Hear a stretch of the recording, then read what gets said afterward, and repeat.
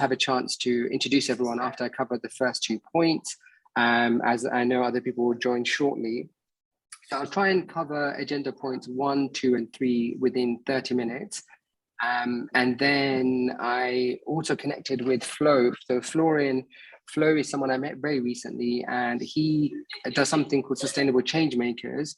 So it's all around topics around sustainability and people who are changing the world around us within a sustainability framework. So I've said, he can talk about some of his framework, and he'll have about 30 minutes or so to do that. And then the last sort of 30 minutes will cover, opportunities in sustainable development. And so I'll kind of talk about the mind map, which I created. And again, it's just something that I've been thinking about, just to focus in terms of what we can do in sustainable development. And then I want to do a bit of discussion around how we can collaborate and give us a bit of a purpose. So I'll kind of go on and cover the first 2 agenda points. So that way it gives us some discussion points and everyone's on the same page. So I will, and if there are any technical issues, please let me know. I can only see the slides in front of me. So this is me. So I'm Haidar. I graduated from the Sustainable Development Master's Program in June of 2021. So 6 months ago. I've had an 8-year career in the UK. So I worked with the UK government, so Department for International Development, Department for Environment, Cabinet Office. And most recently, I was in sort of the diplomatic service with British Council. So I had 6 years, I think, in India, Jordan, and Indonesia. And essentially, this journey started when I was I turned 30 last year. I'm going to be 31 this month. And I was sort of I've pretty much achieved everything I want to do. I've done this career business. I've sacrificed so much. I've made money because, I come from a very, poor background. I was born in Bangladesh and in a very poor village. I came to England when I was 7 years old with my dad. And I pretty much grafted my whole life. And at age 30, I was like, I haven't, I've done what I'm supposed to do, but I haven't really pursued my passion. And doing the master's program, I was so engaged. I was like, oh my God, I really want to do something really interesting. And so I decided to just quit my job. It wasn't just because I wanted to pursue my passion, but it was also because just the corporate structure didn't allow me to be creative. And the pandemic as well, I just felt so oppressed within everything that was going on. And I was like, there has to be more to life. So 6 months ago in June, I came to Bali and I thought I'd take a career break. And honestly, because I'm someone who's achieved so much and done so much, I got bored after 1 month and I was like, okay, I have to do more. And I don't know, someone just, contacted me and said, hey, Haidar, do you want to do some research, policy research? And I was like, I'm not sure if I have the skills to do it because I didn't have confidence in myself. But in the last 6 months, I've done sort of research projects, policy advice with working for African Development Bank, USAID, Asian Development Bank, and it gave me so much confidence. And as a result, I got more work, and I've worked with some of you on the call actually on some of these assignments. What I also did 3 months ago was I started to think more entrepreneurial because I'd quit my job and I didn't want to think like in an employee mentality. So I wanted to think much more broader. So I paid for a coach, and that coach helped me kind of really reset my mindset to think about how I can make money on my own within the passion and sectors that I've got. So so basically that's the last 3 months. And what I realized is I want to build a network of people that have the same passion as me, which is around sustainable development, poverty reduction, and all of that sort of stuff that I know you're all involved in, and which is what drew you into the master's program. So what I started doing recently was I started to share my work. So the picture on the left is some stuff that I was doing on my entrepreneurial journey. I started to think about business ideas. And honestly, I've been doing this for 2 weeks. And on Instagram, I just put daily videos of what I'm doing and the issues that I'm solving. And I already got this company, this agri-tech startup in Jakarta, and they want me to support on the reporting, and they already want me to consult on them. So this journey has been quite incredible. And the fact that I've taken an entrepreneurial mindset, gone on Instagram, social media, and that sort of stuff, it's really changed the way of thinking for me. And actually Florian is on the call. So he also saw my Instagram post, and he saw some of the hashtags like sustainability, circular economy, and all that sort of stuff. And he works with sustainable change makers. And we had a meeting last week, Friday, and I said, hey, I'm thinking of doing, a call with my cohort from university. And he was like, yeah, let's discuss. And he's also got me involved with other networks. There's a Rotary Club. I think Rotary is one of those clubs that has lots of different diverse groups of people that come together. So that's another thing that I'm going to join. So that's basically a brief background about myself and why I'm talking to you guys. And it just sort of sets the scene. I know some of you already know me from the master's program, but others, are probably, I'm a new face, or maybe you already see my name on the WhatsApp groups, as I tend to post a lot. I talk a bit fast, so I'll try and slow down. So this is a summary slide. It's something that I've been sketching out in terms of what I think I'm trying to do, opportunities in sustainable development. So with the group here and the WhatsApp group, what's my vision? My vision for all of us is I see you all as experts within sustainable development. And that sounds really weird, but honestly, I think the world is so big, so broad that we can all be experts in our own field.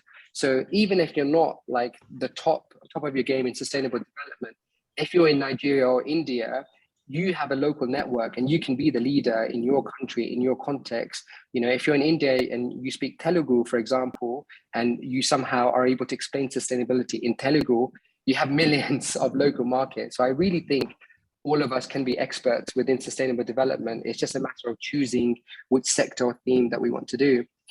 So essentially, it's three things. I think the first thing is around knowledge building. I think we're all on a journey, and all of us being on the master's program, we've got a lot of really good concepts, really good understanding. But the challenge is, how do we unlock that knowledge for the real world? What does the real world need? So it's all really good about talking about pluriverse, talking about circular economy, but what does it mean in real life? What does it mean in terms of developing countries, small island states? What's the EU doing around circular economy? So for us, I think the first thing is to unlock the theory, the concept that we have from the master's program, and see how we can apply it in the real world and add value. That brings me on to the second point, which is thinking slightly differently. An entrepreneurship approach is, I think, it's more experimental, it's exploratory, it's about building, networks and thinking about value creation. We've got carbon markets out there.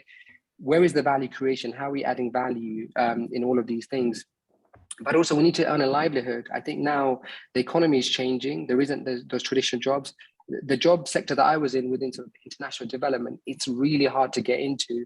So rather than, looking and searching for these jobs for many years and doing internships, I think we can all create our own things if we can collaborate. And that's the third thing, which is about creating a trusted community. I think all of us, because we've gone through the master's program with Sussex, we've got an identity, we all trust each other, hopefully. And this can allow us to share ideas more openly. I know what I realized about consulting world, if I can say, is it's not a very sharing, collaborative. People think they're competing. I don't think there's an attitude of sharing work and things like that. And I think it's also an older, more expert, people who have 20, 30 years, they tend to kind of bond together. For someone like me who's young, and I think a lot of you are quite young, in your 30s or even 40s, I still think you're quite young. It's really hard to get into those sectors. So why do I think we need this? I think knowledge to action requires a different way of thinking. Taking an entrepreneurial mindset is one of the scariest things you can do. At least for me, I realized that, and I can talk about that at some point later on. And even if you fail, even if you flop completely, you learn so much just through the failures. And I think, as I said, the vision is that we're all going to be experts in sustainable development. And as aspiring experts, we need a focused community to help us grow. So that's basically like what I'm thinking, and I'm going to pause here for now. Oh, I've only done this in 10 minutes. So that means we've got probably 20 minutes for, let me just to introduce each other, because I've introduced myself. We can probably do a round table, but I need to stop sharing. Forgive me 1 second. Okay. All right. So we're all here. So I've done my intro. So I wonder if we can do a round robin and before so if I don't know if maybe I can just call people on the name And if people are there, we can just introduce ourselves quickly. So Flo, do you want to introduce yourself? Because I can see you're first on my list. And maybe with video camera, if you introduce it. Thanks. Hello, everyone. Nice to meet you. I'm Florian. I'm from Germany. I live in Bali since 15 years. I met Haidar maybe, when did we meet? Maybe 3 weeks ago. And yeah, it turned out we have pretty much similar ideas around sustainable change makers and entrepreneurship. And yeah, I'm also just starting a community. And that's now I'm here. Yeah. What else? I have later a slide about me where it's a little bit more detailed. Yeah. Perfect. Thank you, Flo. I'll go to Gillo then, if you want to introduce yourself, Gillo. Yeah. Hi, everyone. My name is Gillo Catelo. I'm a Kenyan, but since September, based in South Sudan. I'm doing my 10th module now, the Master of Science, Sustainable Development with Sussex. So first of all, thank you very much, Ida and Florian, for bringing us together. For me, I consider myself very new in sustainable development. Maybe not, my background is finance, typical finance. Currently, I'm finance manager where I'm working. And I've been working with non-government organization for the last 15 years or so, and all in finance. But I always have this interaction where we work with humanitarian development partners, engaging with communities. But I always find myself kind of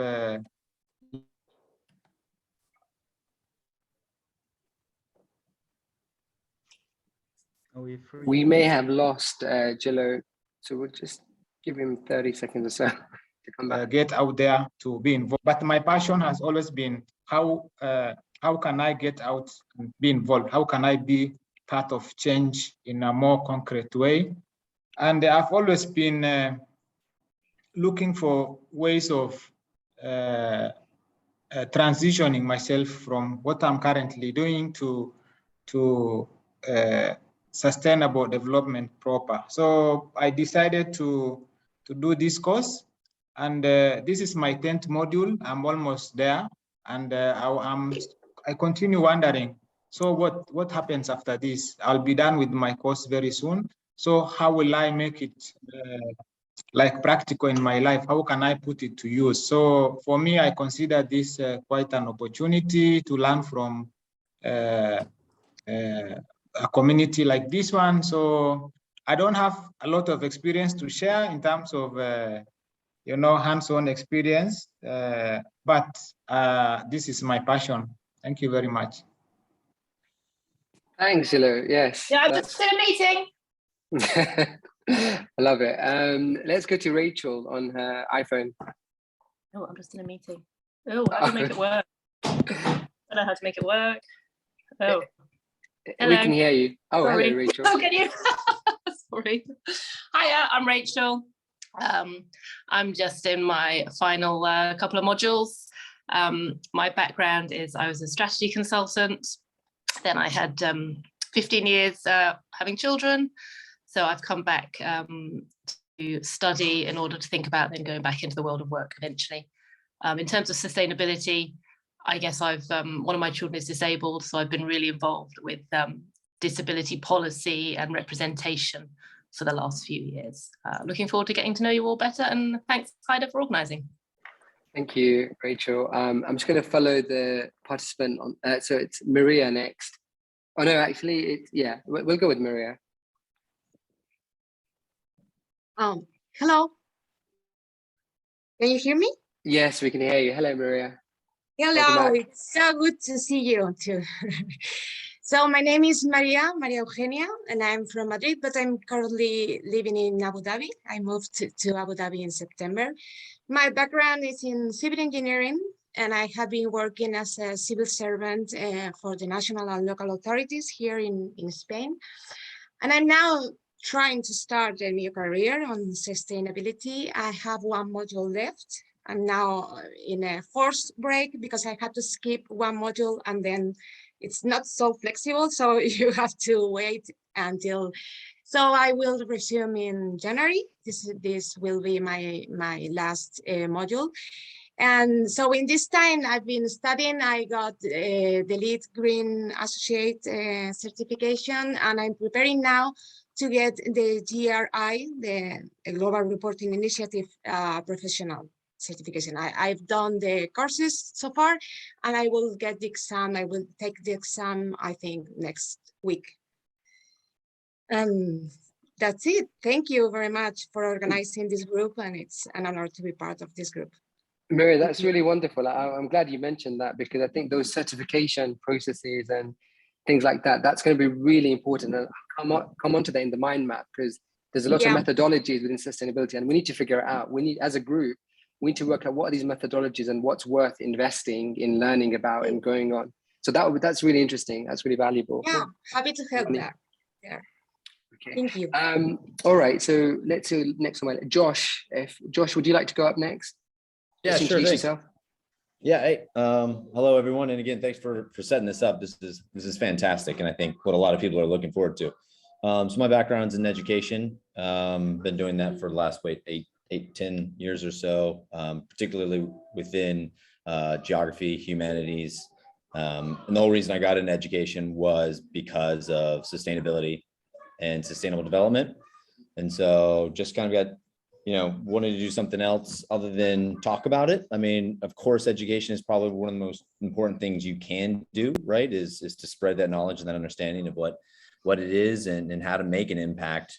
But I just got to a point where I wanted to start being more part of it. Actually, before I got into education, you brought this up earlier, I really wanted to get into international development, and found that's not really possible unless you started really early on and you did Peace Corps or whatever it may be, and internships. And so it wasn't something you could really transition into. And so this was just a way, education was a way for me to get involved, right? At least talking about it. And so now I'm at the point where, I've stepped out, I've joined this master's program with the hope of finding a way into something, whatever it may be. I have a particular interest in sustainable agriculture. So that's what I'm doing a lot of my essay focuses on. And so, looking forward to just brainstorming, getting to know everybody. And it's all about connections and collaboration. So thanks again. No, thanks, Josh. It's really important. I think the point about just figuring out what the sector is, and I think we're interested in so many different things. If we could have a structured conversation about what are all the different things, where can I add value, what's the most relevant to me, what are my skill sets, and I think this is what we're going to talk about. I think Flo is also going to talk about different areas of sustainability change makers, so that will be quite interesting as well.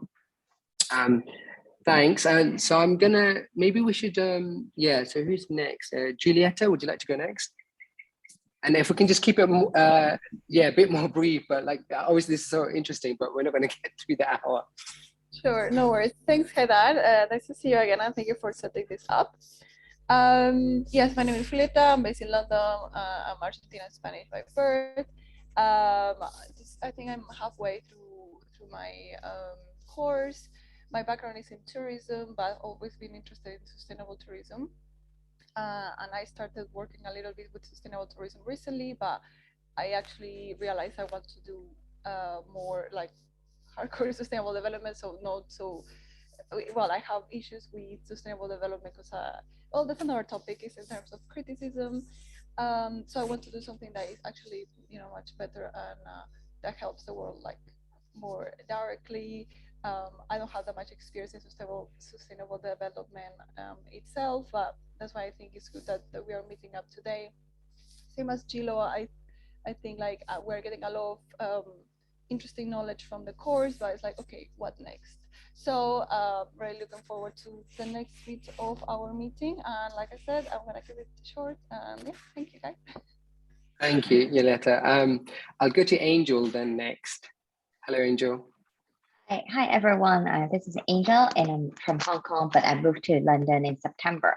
For the past 5 years in Hong Kong, I have been promoting a plant-based diet to mitigate climate change. So I'm quite interested in the food system, and I want to broaden my skills in all areas of sustainability. That's why I'm taking the Sustainable Development Masters at Sussex, and I think, yes, it's very hard to get into sustainability, especially a lot of, university students are doing that. And instead of, competing with this fresh graduates, I would like to, start something maybe on my own instead of, competing with young people, much younger than me. So I would like to connect with people here and just to see what we can do with our masters, with our experience from our, current industries. I think these skills will be useful somehow. Angel, that's really fantastic. I think that's exactly the point. I think most of us, because we're all professionals, we've got a career. It's about repurposing our career into the language of sustainability and into the market of sustainability. And that's what I'm going to cover at the end of the session. But that's a really great thought. We'll come back to that later. Thank you, Angel. I'll go to Gemma then. Gemma, if you're available. Hi, everyone. I'm Gemma. I'm in the UK as well. My original background is in marketing, and I took a career break to have children for about 10 years, and I'm just getting back into the world of work. I'm 6 modules in on this course, and I've just set up as a freelance sustainability consultant. So just getting to grips with that new kind of role. It's been about 3 months, but I'm just really excited to sort of broaden my horizons and meet like-minded people and see where it goes. Yeah, Gemma is being very humble. She's doing very engaging, entrepreneurial and innovative things in the UK. She's working with, I think, startups that are looking at like carbon methodologies, accounting and intensity. And I think you need to do a session, Gemma, around some of that stuff later on. So we'll invite you to do that if that's okay. Definitely. All right, I'm going to go through the list then. Kunbi, if you're around. Hi, Haidar. Hi, everyone. Thanks for putting this together, Haidar. So my background is in strategy, and I worked in the corporate world before I left and decided to go more into development. And I started working in an NGO that's involved in clean energy, specific to clean cooking. But after this program, I think my interest has gone back to the corporate world, but more from a sustainability strategy and reporting perspective. And I hope to be able to get back into that kind of thing in the nearest future. Thank you. Thank you so much. Let's go to Sabine then. Hello, Sabine. Hi, nice to see you again. Good morning or afternoon, wherever. Sorry, I switched time zones because I worked with a group from Mexico in the States for the group project and been like half between hibernating and some strange time zone. But yeah, I'm on my last module. So I'm done in 3 weeks or so. I have no idea really what's going to happen come January. That seems really far away because it's a new year. So I've kind of been putting it off. But my background's in communications and marketing, or I used to work in international business and took some years off to travel Australia, ended up working on sailing yachts for 5 more years after that. So I got really close to the ocean, realized once you kind of get used to life by the coast, I was in San Francisco before Australia, it's hard to get away. So those who were with me throughout the masters, they know that I kind of decided to be like, okay, everyone has these things they work in, experts in agriculture and this. I'm like, okay, I'll do oceans. I like oceans. I know a bit about them. So kind of went in that world, started working because I'm stuck in Berlin now, thanks to the pandemic. So we don't really have an ocean, we have rivers. I started working with Clean River Project, which is an NGO here that works at the intersection of sort of activism and active cleanups, turning the found objects into art to raise awareness of plastic pollution. We did an exhibit also on circular economy, and we have an education side as well, working with school children and kind of getting them more involved and just raise the level of that. So I'm probably start working with them a bit more come January and see what happens. the idea was to be flexible and travel with my partner and see how this goes during the masters. Now I'm suddenly done. He's still locked up in Australia, so haven't made much progress there. But yeah, it's been, on the other hand, exciting to be in Berlin. There's a lot happening here. Sometimes it's overwhelming. Sometimes it's nice to refuel the positivity tanks, because there's a community that's working on starting an alternative universal basic income, so operating in a different currency than the normal monetary income. There's a lot of food projects, despite being in a big city, because we have Brandenburg all around, which is hugely agricultural. So there's a lot of exciting stuff happen. So it's always been that balance between being in that positive bubble, like change can happen from the bottom up, and then being in the mass and be like, so, okay, yeah, sustainable development basically doesn't exist. That's excited to see what's happened next. Thanks, Sabine. So what I get is you're an oceans expert. Working towards it. Working towards it. So perhaps we can go to Rethabile if you're on the line.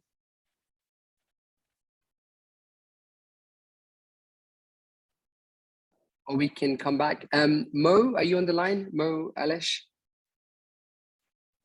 Yes, I'm here. Yeah, my name is my full name is Mojupe Aleshinloye. So people call me Mo Alesh, and that's fine.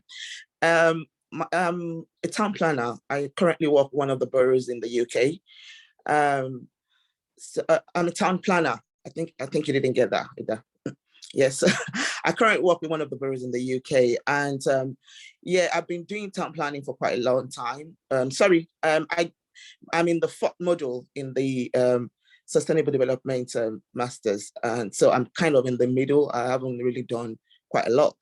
However, I've been wanting to, get involved in sustainability for quite a long time, and it pops up in town planning.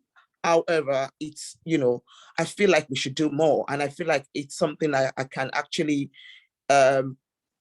like balance up with, and go into consultancy later, because I'm kind of getting bored of just determining planning applications now.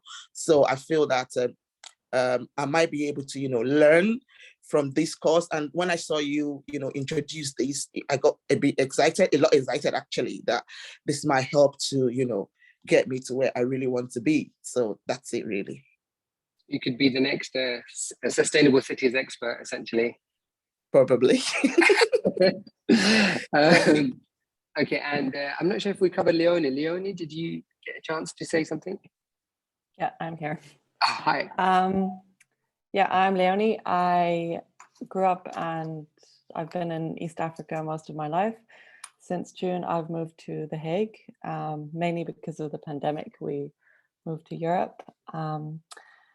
I've worked mainly in tourism for the last 10 years. And yeah, now I'm looking to go into sustainability. I've wanted to go into that direction since forever, actually. But after graduating from uni earlier, I just got into tourism and I just never stepped out of it. You know how that goes. Yeah, and now I'm actually expecting a second child. So it's been really difficult finding a job here, because I get into an interview and they tell me to contact them after the baby. So I'm in a bit of a situation where I can't really do anything right now, which is frustrating. So thank you, Haidar, for setting this up, because then at least I've got something to follow and try and keep up with everything. Awesome. Oh, congratulations on your baby. Oh, thank you.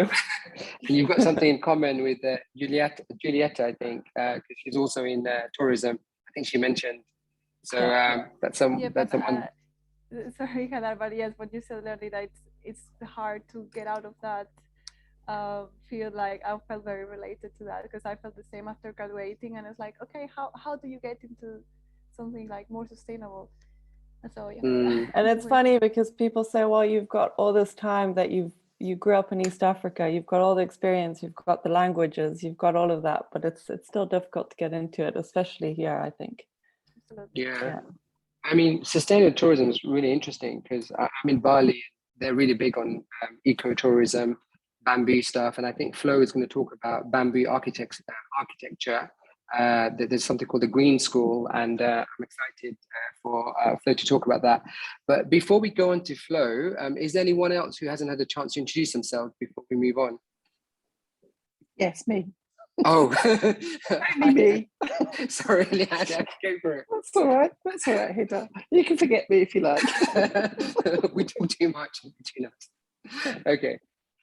Thing is, you know me already, I suppose.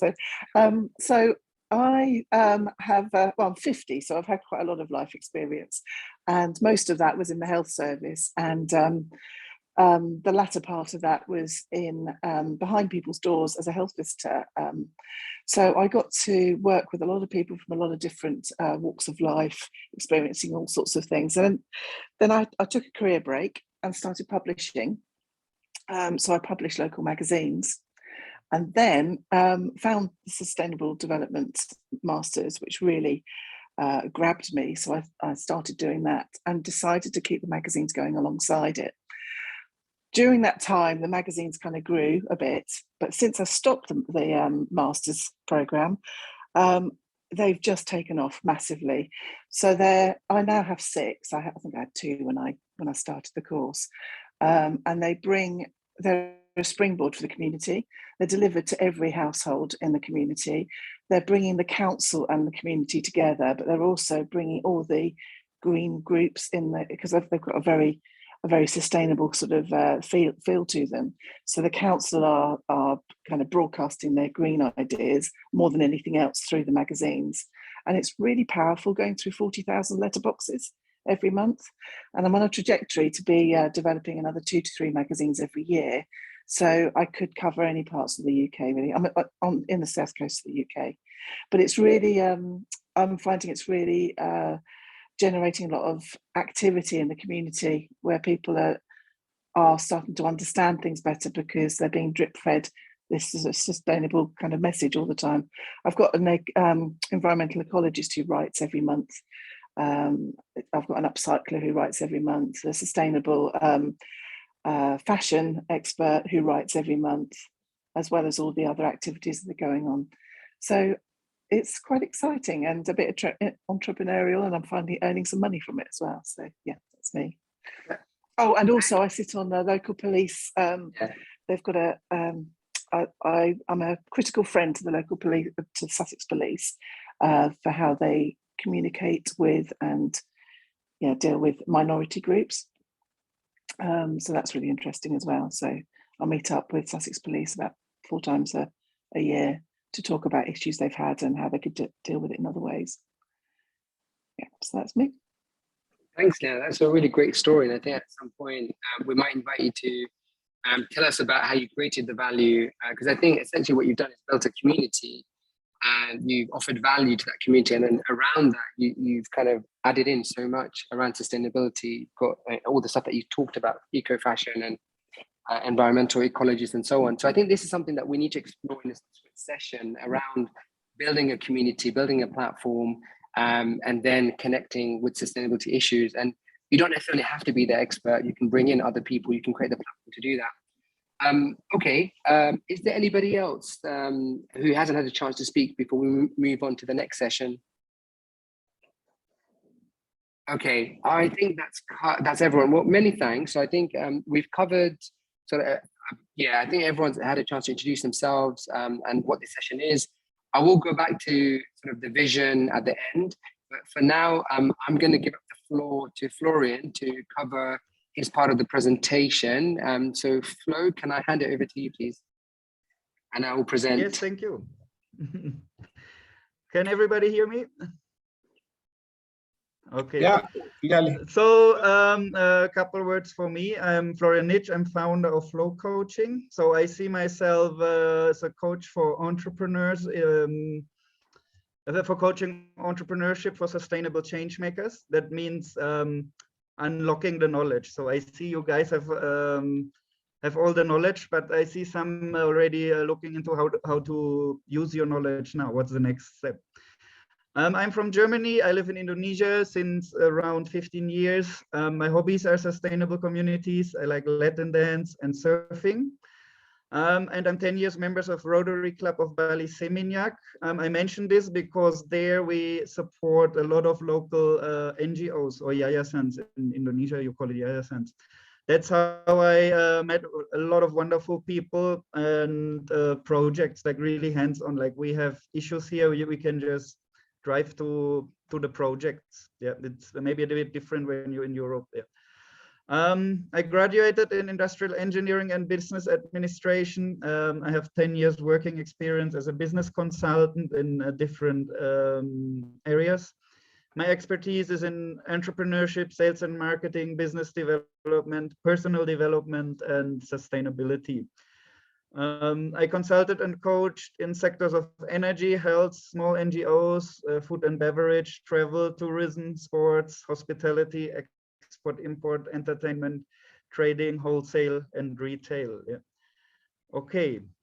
Next slide, please, Haidar. Let's jump right into it, why I'm here and why I'm talking here. I think we get into a new, it's actually not new, we get into an era. You see this nice gentleman here who is eating our planet, and it's mentioned overcoming greed. So at a finite planet with finite resources, greed and need for domination, enormous technological advancements and unconscious behavior can bring human species at the brink of human extinction. I think that you don't need a lot of science there. Is when we use more than we produce of the resources. Yeah, and we're having more wars. It brings us to human extinction. Yeah.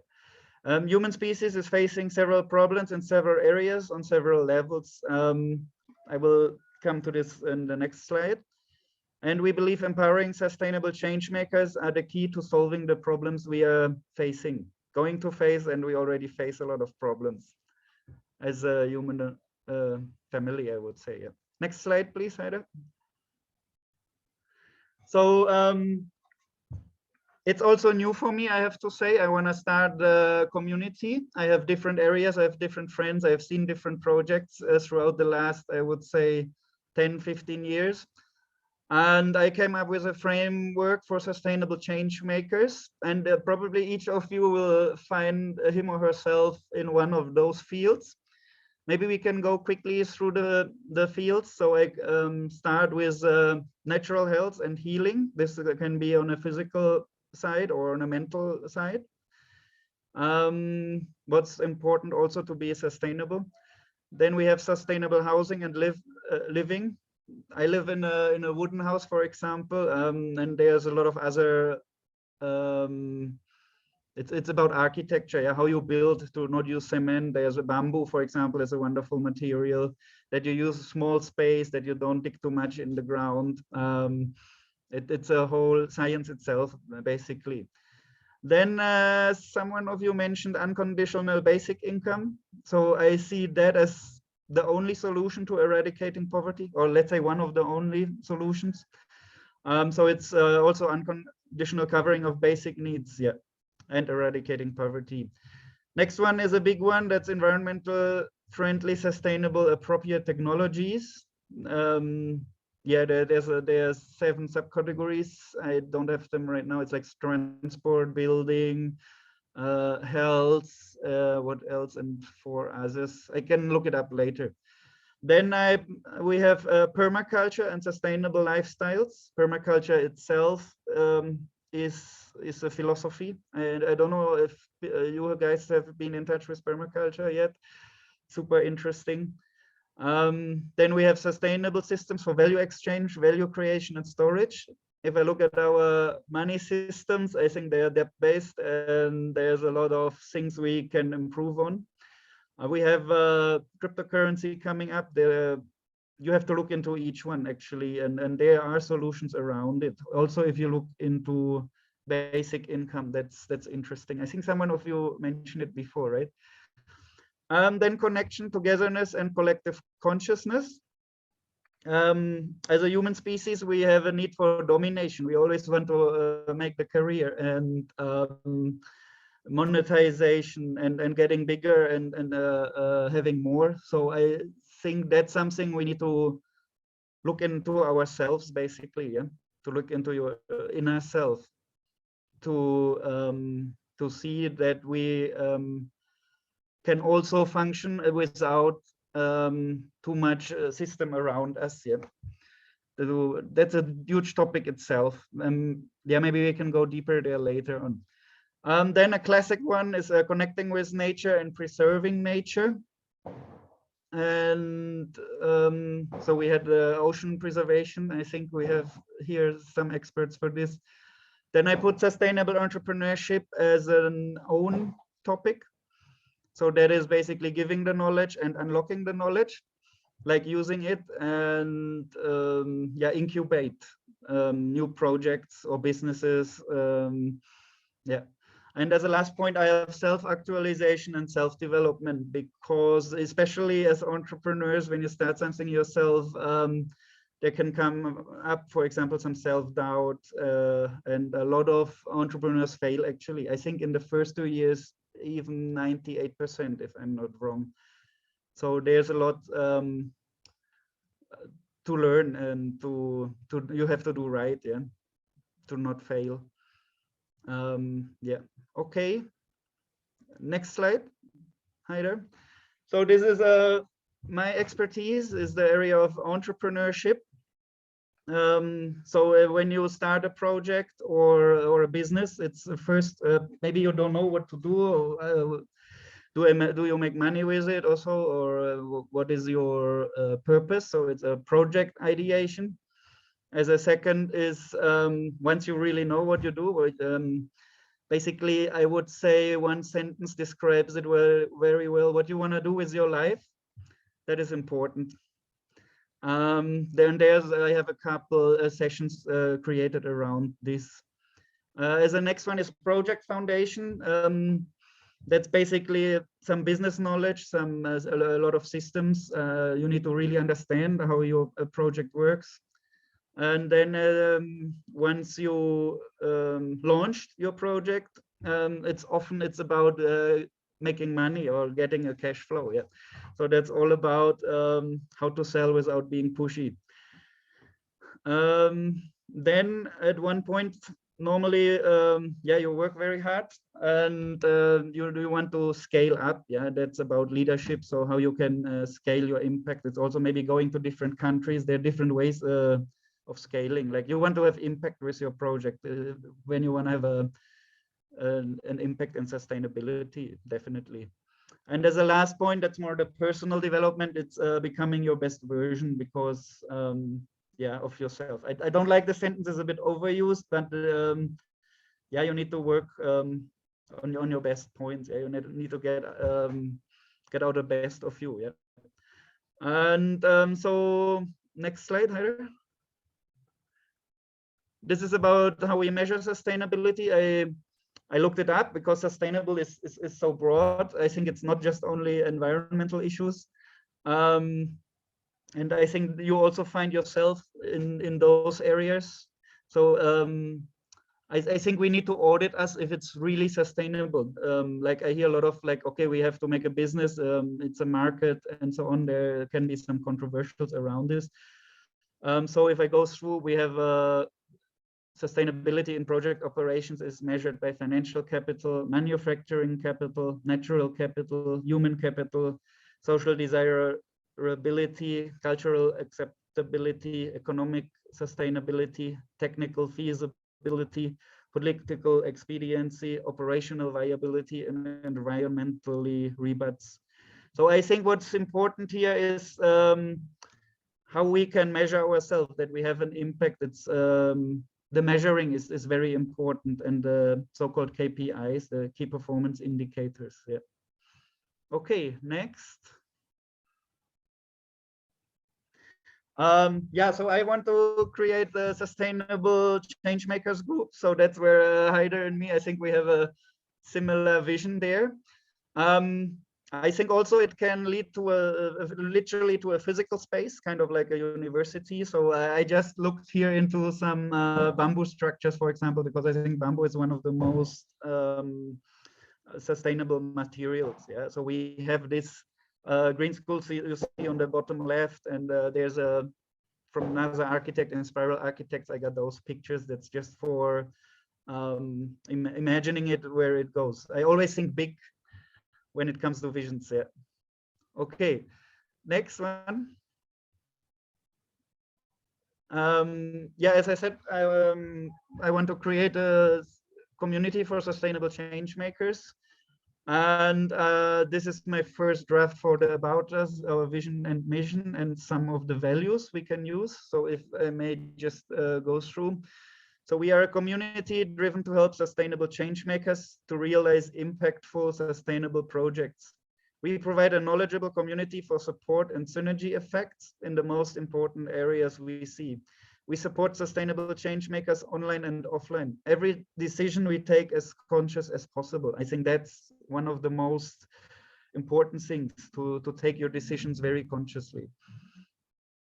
Our mission: with the technological advancement in combination with the need for domination, human species puts itself in danger of extinction. Yeah, I think it's about our species and not about the planet, because the planet will survive even without human. Our mission is to empower sustainable change makers who take responsibility for sustainability of human species in coexistence and connection with planet Earth. We empower, support, and consult sustainable change makers from project ideation to launching until worldwide adaptation and transformation. We unlock sustainable entrepreneurs on physical, mental, and spiritual levels, coach them entrepreneurial skills, and provide the network and resources needed. Our vision is an environment which creates sustainable, conscious change makers who will identify and take action against any unsustainable aspects human species is facing. Within our community, we unlock the best potential of each individual. And then I put some values that I just thought about, so it's not yet a final. This one is integrity, responsibility, empathy, sustainability, peace, equality, community, trust, error embracing. I think that's a big one also, and support. Okay, Haidar, next one. Yeah, that's some friends of mine, some people of my group. You have my contacts down there. There's my website, flowcoaching.net. It's still very business oriented because I was also finding myself and my mission. So I was first into personal development, then into business coaching, and now I combine everything to entrepreneurship coaching for sustainable change makers. And yeah, you have my email and my phone number. I'm also in the group, and my Instagram. But there's not yet much about sustainability on it. Yeah. Okay. Question and answers. I think now we can start to discuss where this community can go to. I give the word to Haidar. Yeah. Thanks. Just to say, like, Flo and I connected literally on Friday because he saw one of my Instagram posts, and then I asked him to come over to my home, and we just really connected. Actually, we're talking about carbon trading and doing something in carbon offset, some carbon offset projects in Indonesia. And then I randomly found out he does this sustainability change maker. Yeah, and he did the slide deck, and I was like, oh yeah, this is perfect. I'm trying to do something with my sustainable development course and things like that. Yeah, so the reason why I invited Flo was to show what he's doing, and I think he's got obviously a structured program. And also, I think he's also trying to build his coaching business and sustainability framework, and he's trying to do something much bigger based in Indonesia. But also, I think you're also doing coaching online as well, Flo. Yeah. But yeah, so I'm not sure. Maybe we could collaborate as a group. Maybe I could collaborate with you, Flo. We haven't really thought that far in advance, but this is like one of those things that could give us some framework. But again, as a group, we can discuss later on, whether this is something interesting. But just perhaps on Flo's presentation, are there any questions that we can ask Flo if anybody has any questions for him?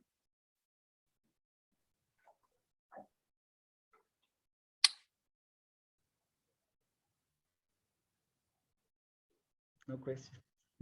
I'll just say it's really good to have it's really good to have a coach involved. I'm using a coach myself because I understand the value of being able to actually see clearly, and you don't always see clearly when you're thinking just from your own head. So that's really valuable. Yeah, we say you can't see the picture when you're in the frame. That's it, exactly. Yeah. And actually doing the MSc made me realise that I didn't understand my own capabilities. I was absolutely shocked that I came out with a distinction while I was going through quite a lot of other things. And I think I'd spent 6 hours a week on it instead of 25 hours a week. So I thought, actually, I need to really look at myself and see what it is I'm missing about my abilities. So that's why I'm using a coach now. Yeah, I would definitely echo that as well. Like I've got an entrepreneurial coach, but it's actually the person I've got is not focused on sustainability. But let's see. I mean, let's see how this group progresses. And I'm really invested in this group. You know, like all of you. You know, even if it's something that I pay for directly with Flow to get some group coaching, I'd be more than happy to do it because I want to build a team. And you guys are my, you know, A-star team, essentially. We're all on the same journey. And, you know, we can do some stuff for free, use the network amongst us. And if we need to pay for a coach, I'm more than happy to sponsor it. I think it's part of my own learning and development. And, you know, I want to support the community as much as possible. Yeah, I mean, we can later on discuss, you know, how do we make a network effective that's based on knowledge sharing. You know, and you don't always have to pay for it. You can leverage the network and present. But sometimes it's really useful to get someone, you know, who's got a structured approach. I think that always adds more value. But obviously, we need a more dedicated community, and it needs commitment and things like that. Any other questions or any other things that people want to ask at this moment in time? Yeah, I think for me, it's not a question, but I just want to say thank you again for both the presentation and for me, as someone who is like trying to venture into sustainability, and the question, as I earlier said, is, okay, I'm about to be done with my course, so what next? I think partly, I already have a direction. We have coaches, people who are out there already with experiences. So yeah, I think it looks quite interesting, and I look forward to being part of this journey. Thank you. Thank you, Gilles. Flo, do you want to add anything else before we move on to the next section?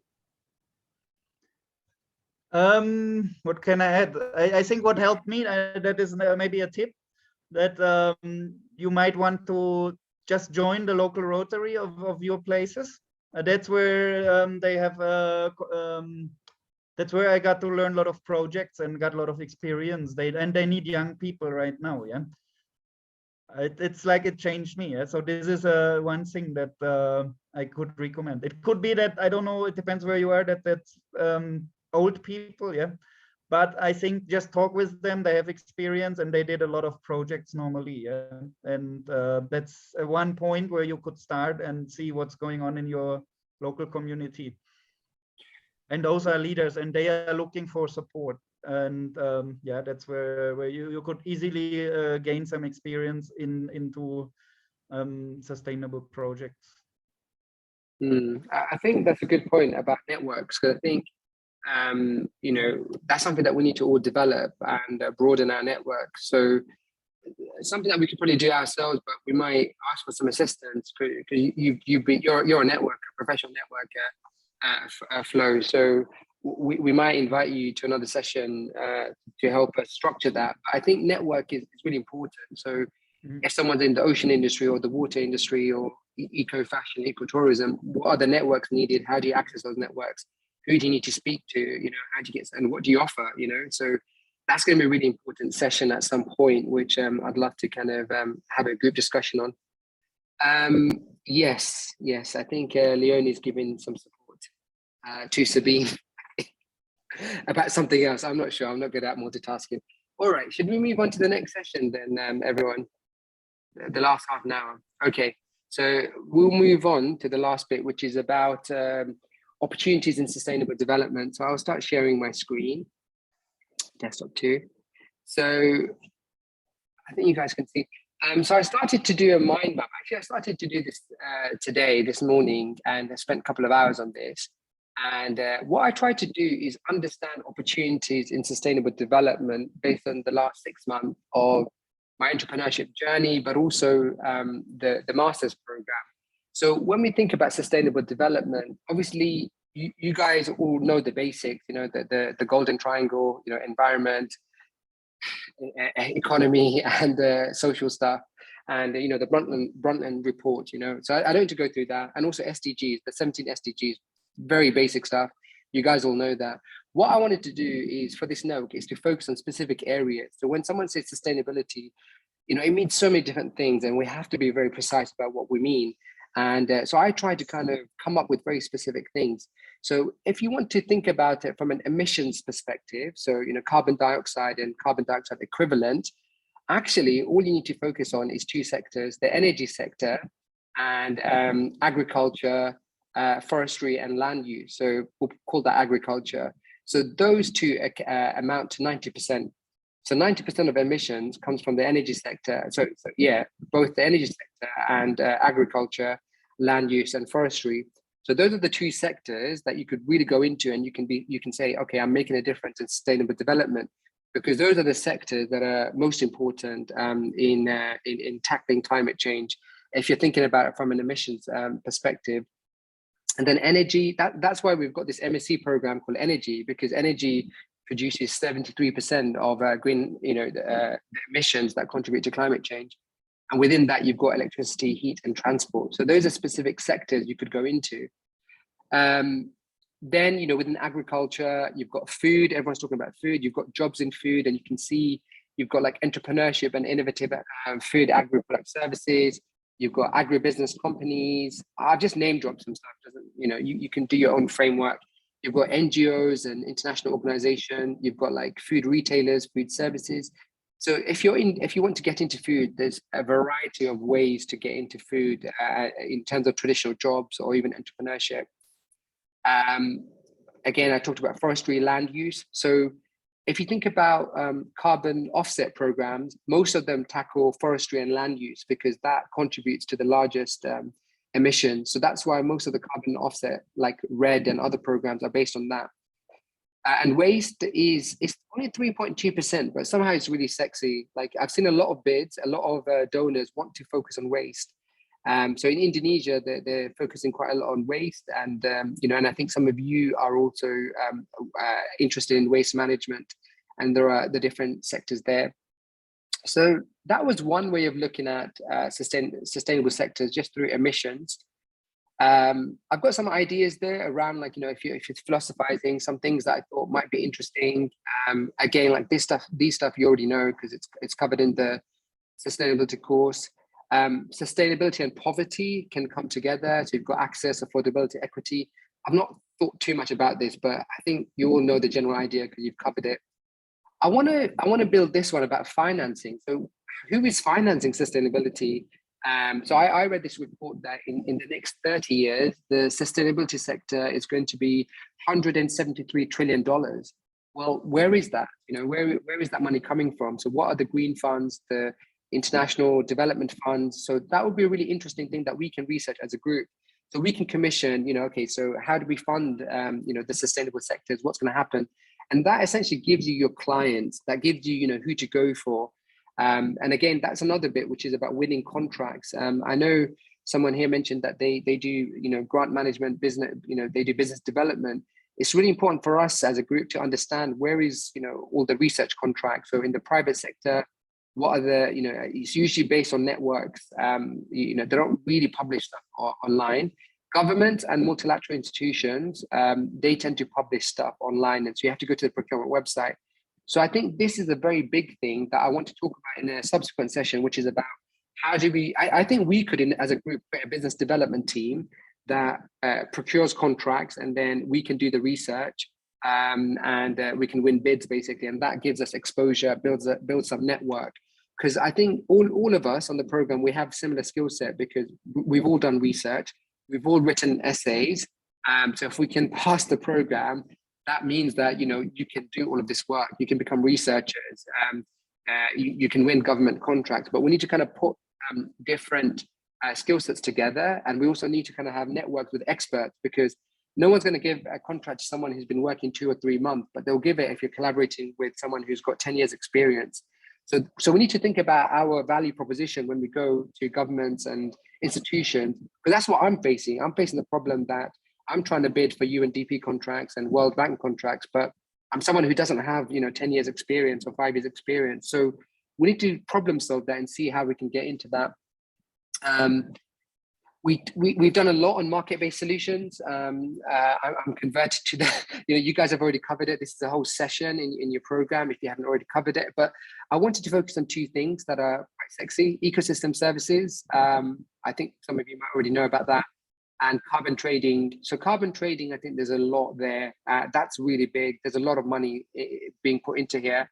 So you've got the carbon offset, you know, you've got exchange, you've got quality assurance, you know, there's consumer, there's industry. And so the industry has voluntary and compliance, you know, the European trading emissions thing, there's a voluntary one.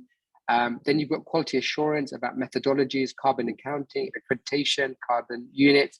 So all of this, so this is very valuable. So if you're really interested in carbon trading, we can do like a mini group or like a small group of people that really invest and spend time researching, and we can report back to the group.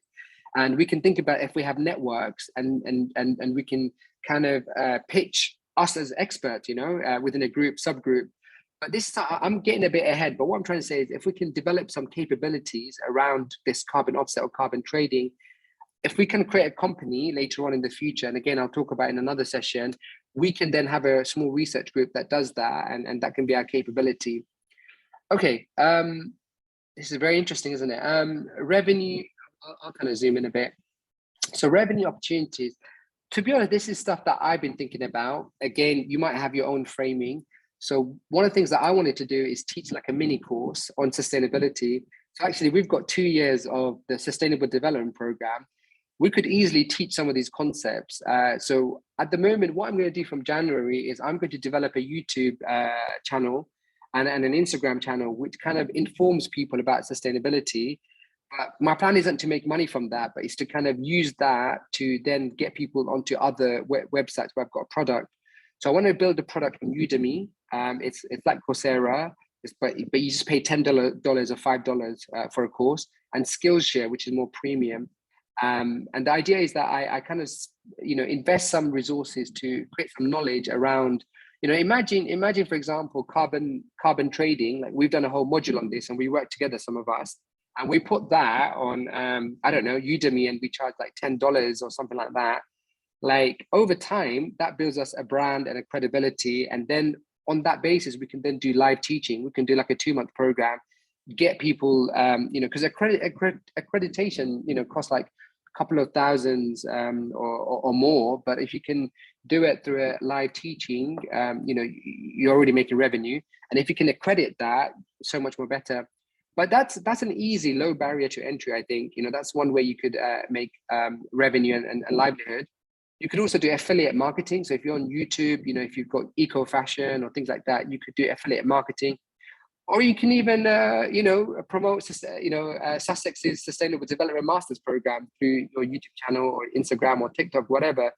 But again, this is another way of thinking, like, you know, these are low barriers to entry. And the stuff that I've been doing is like research skills. So all of you should, you know, have a bit of this because of the master's program. And a lot of it involves report writing. So that will give you monitoring and evaluation, corporate social responsibility, sustainability reports. I know some of you are already doing that. Carbon audits, regulatory analysis. So these are some stuff that you could be doing. Again, I've just been mind mapping if you're interested. And human resource development, which is similar to these mini courses. It's going out. You know, you could review university courses, you could go into, you know, corporations and businesses and train them up. You could look at people, look at business processes. You could do training and education, and you could do policy support. Essentially, it's teaching other people about sustainable development and coming across as the expert. So you might need to be accredited or do some course or something like that. But this is what I was thinking on my own. But imagine if we could have a group together and we did a whole brainstorming around how to make a livelihood, and as a freelance or as a career or something like that. We could have much more kind of thinking. This is just my initial brain dump, so to speak. Methodology is going to be very important. Flo talked about sustainability frameworks, and there were so many different areas, but a few of you on the call, you've already said you're already in those sectors where you've got sustainability metrics, carbon accounting, and things like that. And there's a lot of stuff there. And essentially, this is the stuff that you can patent, or you can not patent, but you can say, oh, this is our trademark. We do these kind of frameworks, and we've got these academics and things like that. And this is how you can kind of build, value and offer this to the market. Greening business. Oh my God, we did this as a module. This was a module. If you remember, all these companies saying that they're green and eco-friendly, and we just, through the research, we realized all these companies are lying. Basically, they're not really greening. They're just greenwashing or blue-washing or whatever you want to call it. But the thing is, I think like 20 years ago, the S&P 500, only 10% were reporting the, green footprint, whereas 90% of S&P, so the largest companies in the United States are reporting sustainability metrics. They're going to need people who understand what on earth is going on. So this is another kind of area that you can get into. And I won't go too much into it, but again, it just gives you some food for thought.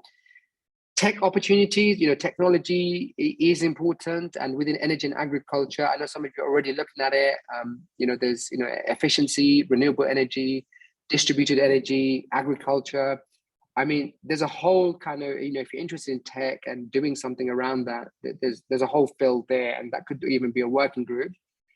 And then employers, this is, I don't know, like this is just some stuff that I was thinking about, like, if you want to get a job within sustainability, what kind of jobs are out there?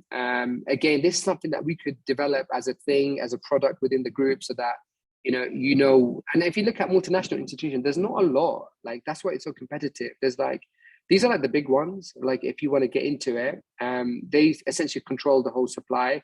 Obviously, there are other ones, but this is what I come to be aware of. Oh my God, let me pause just to breathe a bit. But like, essentially, this is the mind map. I don't know if anyone has any questions on this. Again, this is very partial. It's just my thinking, but at some point I want to invite, you all to add to this. And this is what I mean about building our knowledge. This is just me on my journey. Imagine what could happen if you all add your insights and we add some more research. I'll pause now in case there are some comments or questions about what's on the screen. Are there any questions or comments?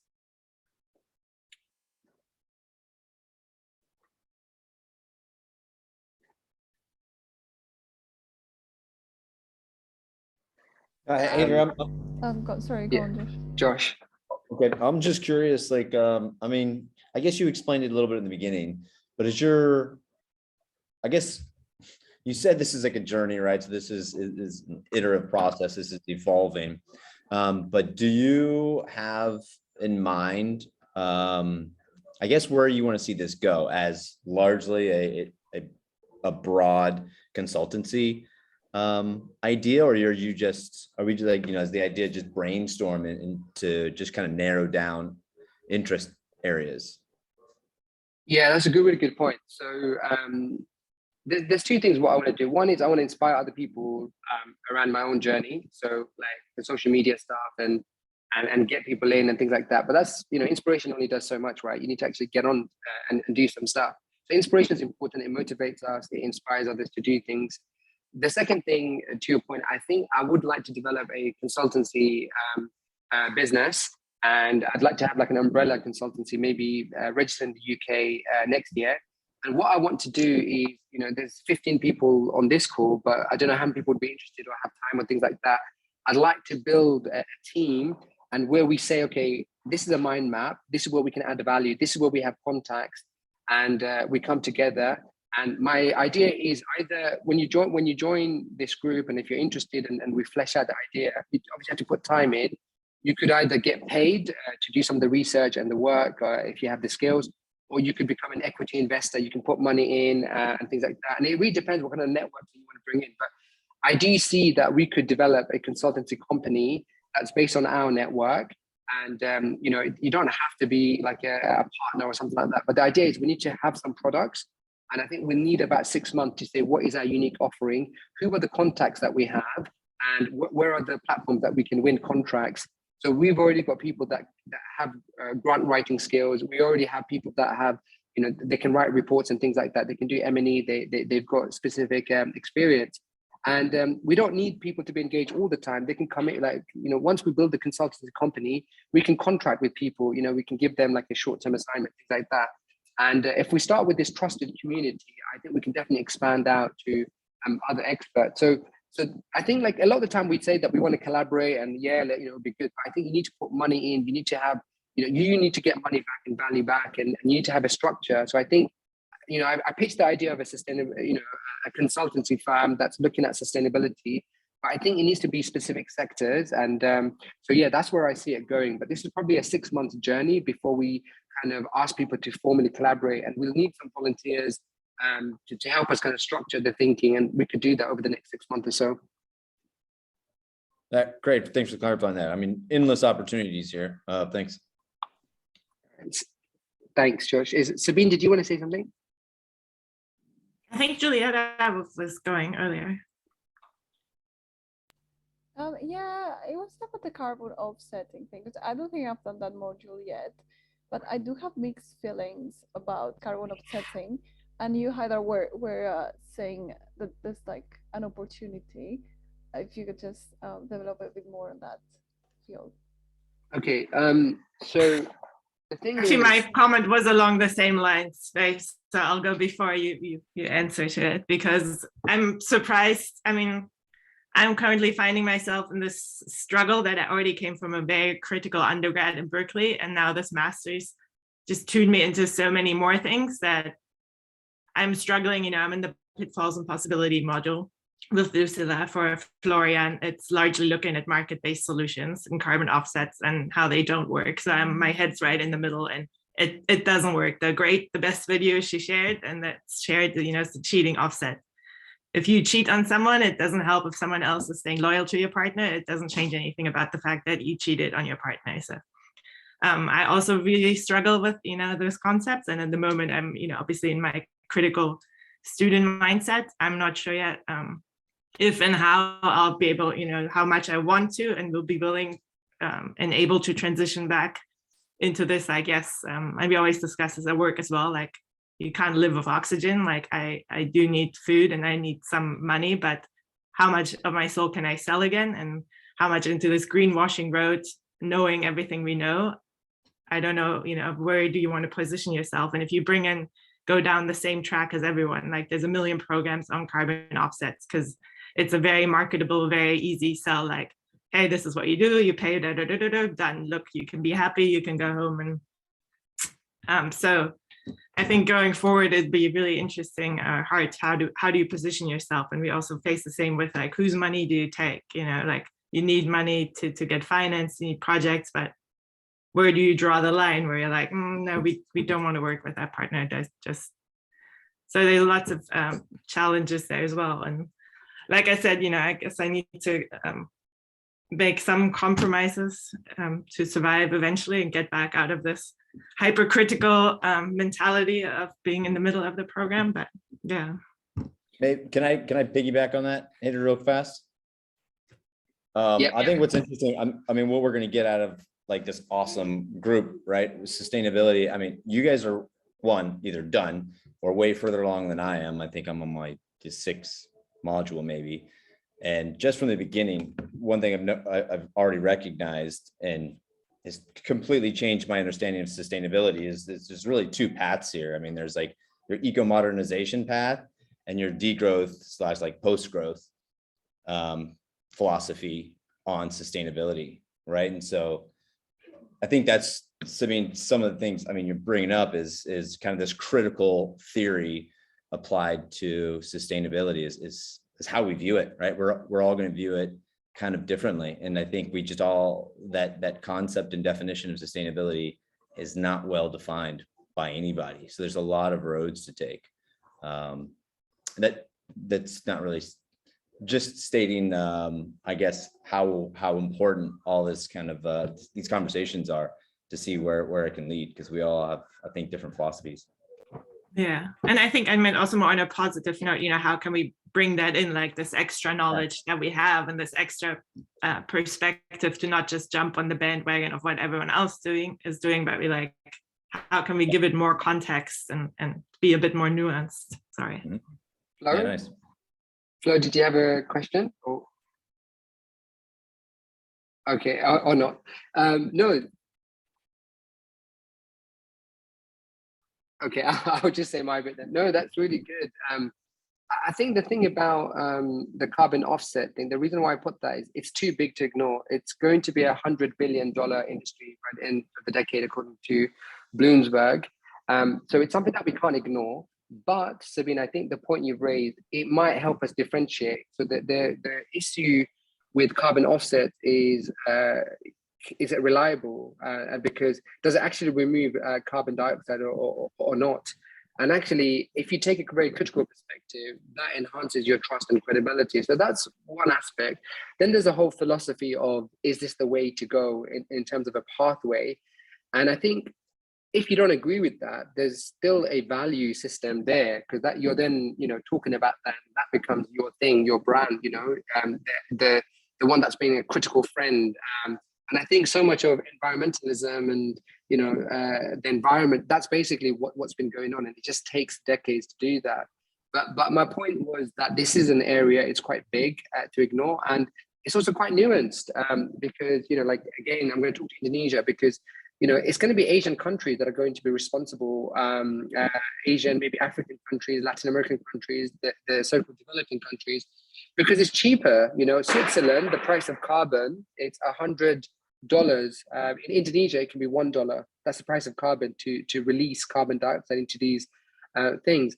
Now, that's really interesting. And you could, we have to be very creative in terms of getting that out there. But what I'm trying to say is, the benefit is that these countries then get cash flow, they get money to preserve and things like that. So it's a nuanced argument, but I think those stuff is, it's in academia. And what we need to do is we need to move beyond academia and kind of go into the real world and see, okay, that advice that I've got, who is the market that needs to listen to that?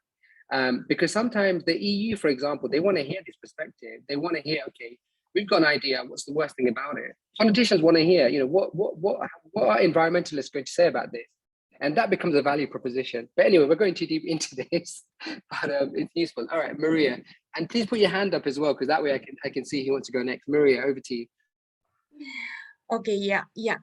Well, I would like to highlight another opportunity, which I see, which is support cities to build sustainable strategies. I have been working for the Urban Development Department in the Ministry of Finance in Spain, managing the European funds, and also for the Madrid City Council. And I see that cities are developing sustainability strategies, which are quite broad, mobility, but also waste management. So I don't know if many people are interested in this group.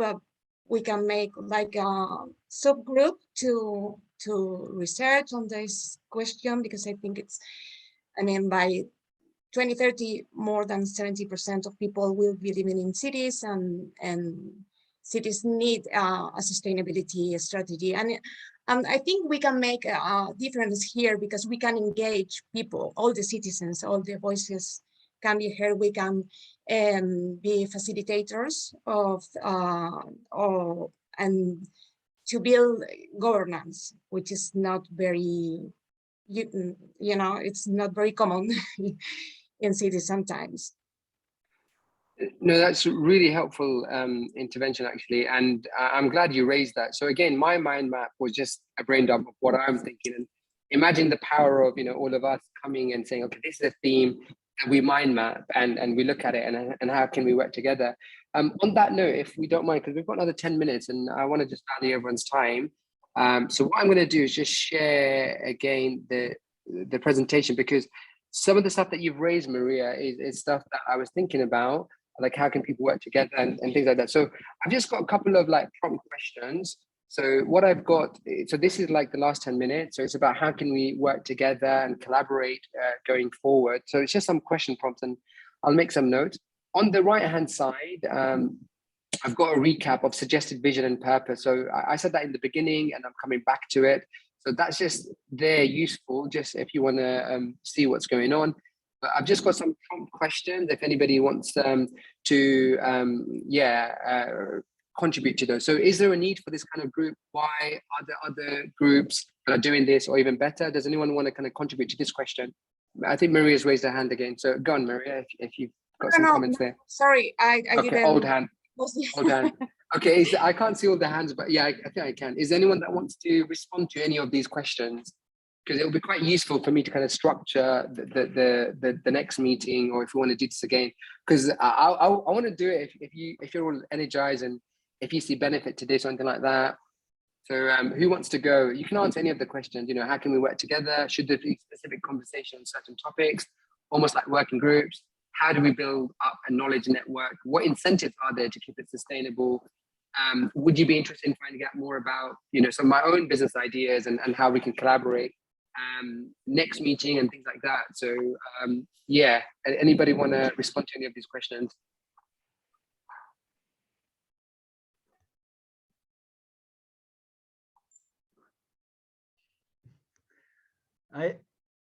Yes, Flo.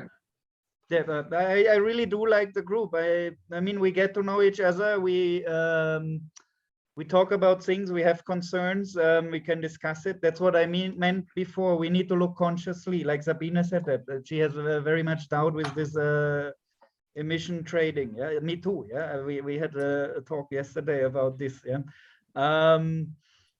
And I think that's where we can audit each other. For example, we can network together, like we can help each other for whatever. If someone needs funding, someone has an idea, doesn't know how to move forward. Yeah, someone is stuck, someone has self-doubt, and oh, I cannot be sustainable anymore, or something like that. Yeah, the support group, that's also very important. Yeah.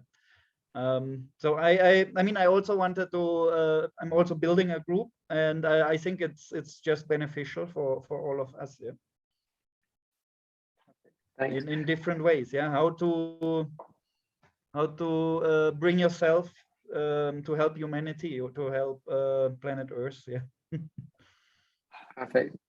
Thanks, Flo. I think we're getting more hands raised. I can see Maria's. Good. Maria, is that a new hand? Yeah, it's about the questions that you have here. WhatsApp as a platform, I think so far it's okay. Maybe we can then explore any other. And about the next meeting, maybe it's we can do like a doodle or something to make sure that everybody can join next time. Sure. It's just the time zone thing. I think I did it the latest on my side and the earliest on UK time zone. So it'll be really hard to do another time zone. Yeah, because I think we've got 15 people today. So I think I might keep it at that time zone. And Sunday, I think people aren't working. So that's why I decided I put a lot of thought into that. Yeah. But we'll see if others, if it's an issue.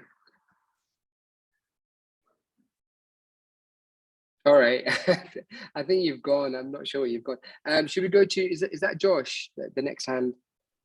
Yeah, just real quick, just to go back to what actually Maria proposed, and it answers one of the questions. Should there be specific conversations on certain topics like working groups, or how do we build up a knowledge network? Maria was suggesting like these subgroups.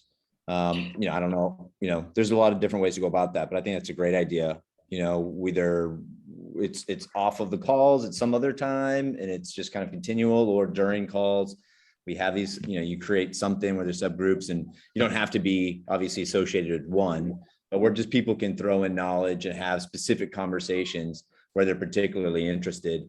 And then, when we have these bigger calls, we can address interesting, you can look through the information in the different groups and come up with just like discussion topics.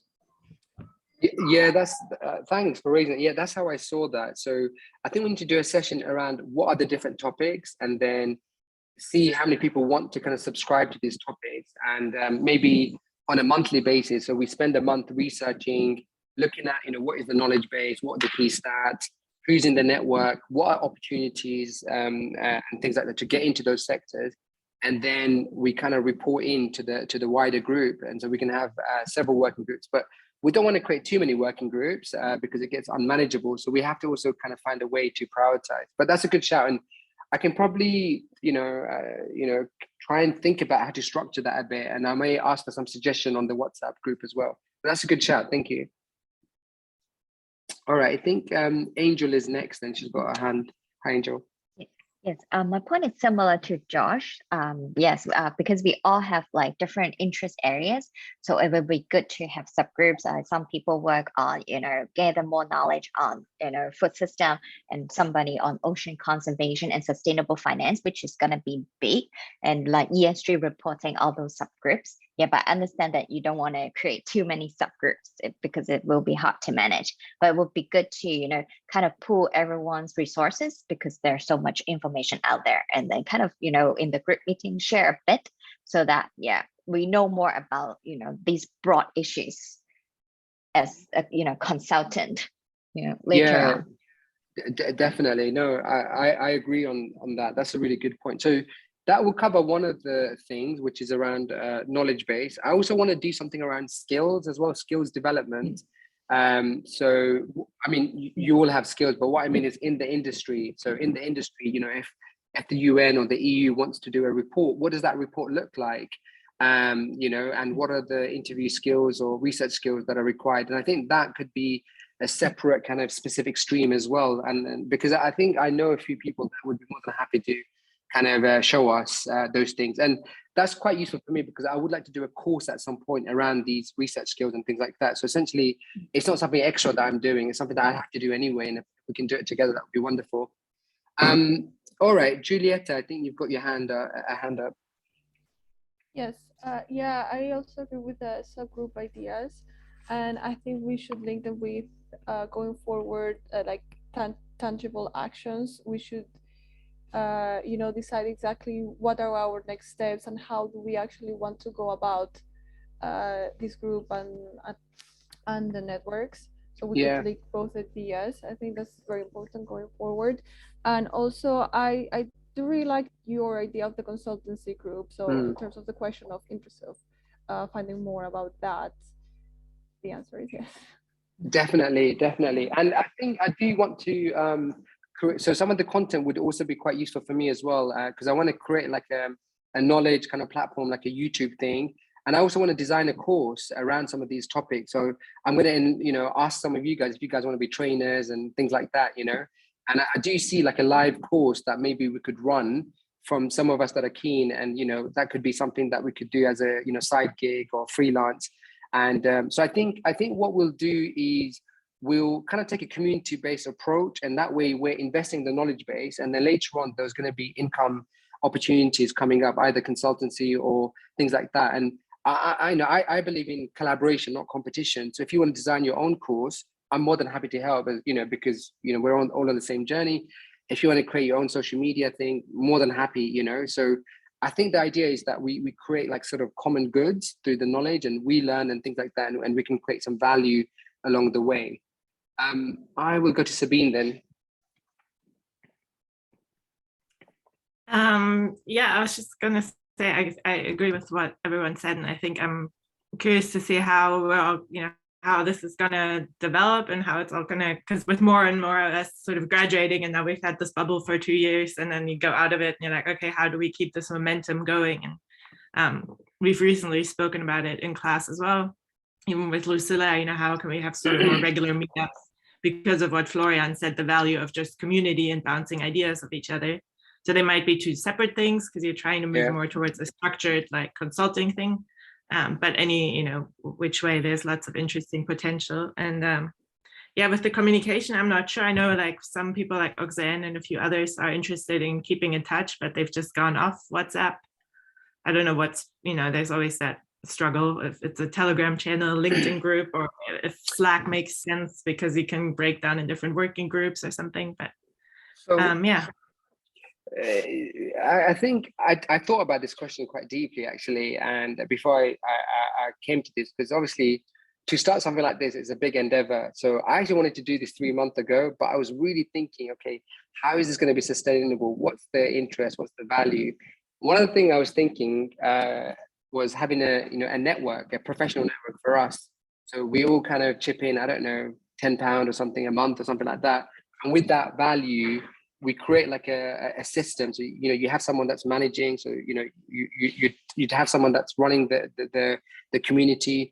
We would commission some research and some of us could bid for that. So that way it's quite sustainable. And as more people come, there'll be someone that helps them kind of get up to speed and whatever. And so that way you take like a professional networks-based approach, and that way anybody new coming in, they've got like a structure. But again, I thought that was a bit too much, but that was one idea that I was thinking. But again, I can pitch that to you all if that's something that's interesting, because the thing is, if you do something for free, or like it's just like one of these networks, it's not very sustainable because it relies on one person or something like that. Like if it's just me, if I'm the person that's like going into it, it's because I feel like I have to be a big part of this, and if I go, that means that the whole system doesn't work. So we need to kind of find a way that makes it sustainable with volunteers and things like that. So I think that's something that I'm thinking about, but I'll come back. I think in the next session, we can talk about, as we say, subgroups and structure and governance, and we can talk about, well, how does it work? Do we want to formalize this as a network and then it does different projects, or do we want to keep it loose and just on WhatsApp? But I think time will tell, to be honest. So it's best to kind of take an exploratory approach and see how far we go. Like if in 3 months it's still active and people are joining these meetings and finding it useful, then it's probably a good sign that it needs to be formalized. Okay, we're at the end of our time, I think, almost. So it's 10:30 a.m. UK time, I believe, 6:30 in Bali. Are there any final questions, comments about this session? Did you find it useful? Is it something that you want to engage in? Any comments? Anything for flow? Any feedback? Anything like that?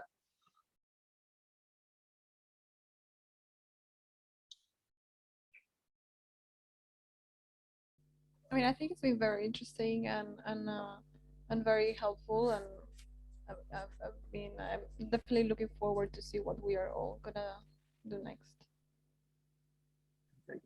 Okay. Yes. Thanks.